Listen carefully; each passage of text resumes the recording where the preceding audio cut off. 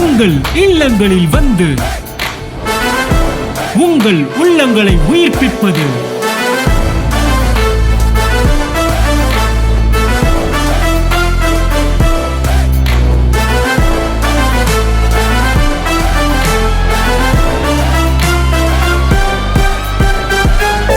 உங்கள் channel DJ. உங்களை சிருஷ்டித்துக்காரான் தம்முடைய நாம மகிமைக்கென்று.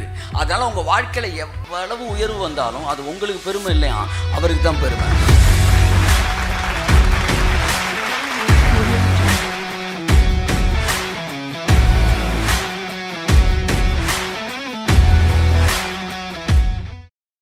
என் அன்புக்குரியவர்களே, உங்களை அழைத்து உங்களுக்கு தன்னுடைய நாமத்தை அவர் தரிப்பிக்கிறாராம். அந்த நாமத்தை தரிப்பிச்ச உடனே என்ன நடந்துருச்சுன்னா, அவருடைய ஆசீர்வாதத்துக்கு நீங்கள் லீகல் ரைட்ஸ் உள்ளவங்களா மாறுறீங்க. உங்க நாமம் ஊற்றுண்ட பரிமளத்திலும் அந்த நாமத்தை கர்த்தராகிய இயேசு கிறிஸ்துவை மேல் விசுவாசம் உள்ளவர்களாய் அவரை ஏற்றுக்கொண்டவர்கள் எத்தனை பேரோ அத்தனை பேரும் அவருக்கு பிள்ளைகளாகும்படி அதிகாரம் கொடுக்கிறார். 2 வார்த்தை வருகிறது, ஒன்று நாமம், இன்னொன்று பிள்ளை.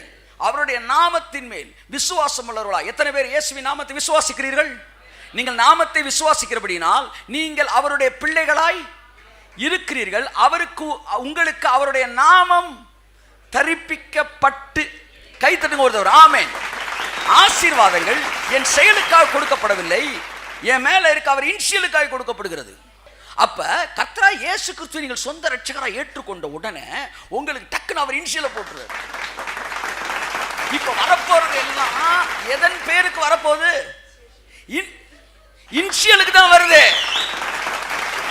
ஆமா, உங்களுடைய இனிஷியேஷனுக்கோ உங்களுடைய வந்து ஹார்ட் ஒர்க்குக்கோ என்ன செய்யல வரல. நீங்க ஏதோ ஒன்றை தூங்குவதல்ல, உங்கள் மேல் அவருடைய பெயர் இருக்கிறது. இதைத்தான் உன்னத பாட்டில் பார்க்குறோம். அவருடைய பெயருக்கு கீழாய் வரும்போது அவருடைய ஆசீர்வாதங்கள் எல்லாம், அவருடைய நற்பெயர், அந்த பரிமள தைலத்தின் ஆசீர்வாதங்கள் நம் மீது கடந்து வருகிறது. ஆமென் சொல்லுவோம். வாசிப்போம்.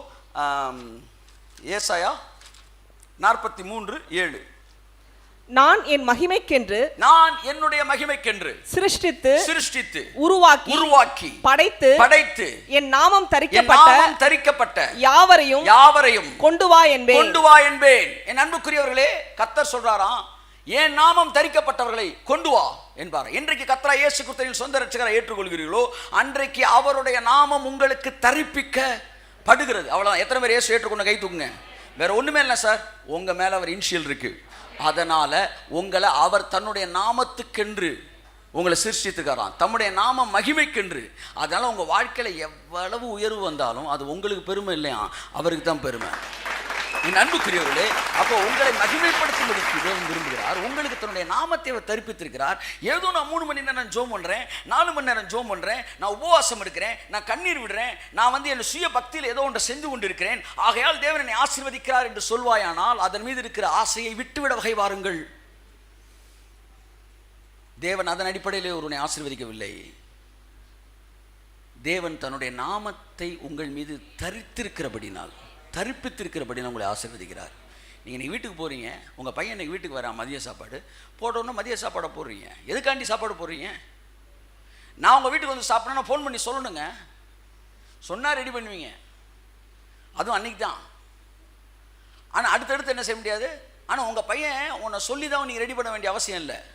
நீங்கள் மதிய சாப்பாடு ரெடி பண்ணுங்க நான் உங்களை சொல்ல வேண்டிய அவசியமே அவ்வளோதான். எந்திரிச்சு வீட்டுக்கு போயிருங்க.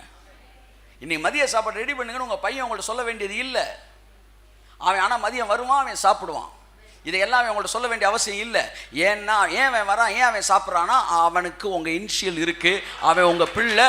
அதனால் அவனுக்கு தேவையானதை நீங்கள் செய்து வைத்துத்தான் ஆக வேண்டும்.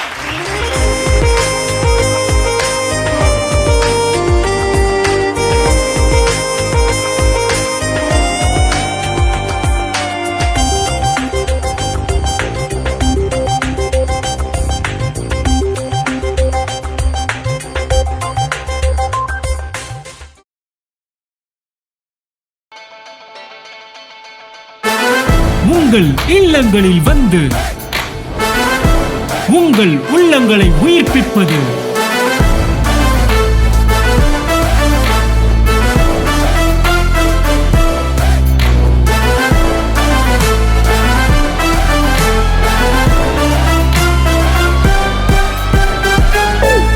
உங்கள் சேனல் டிஜே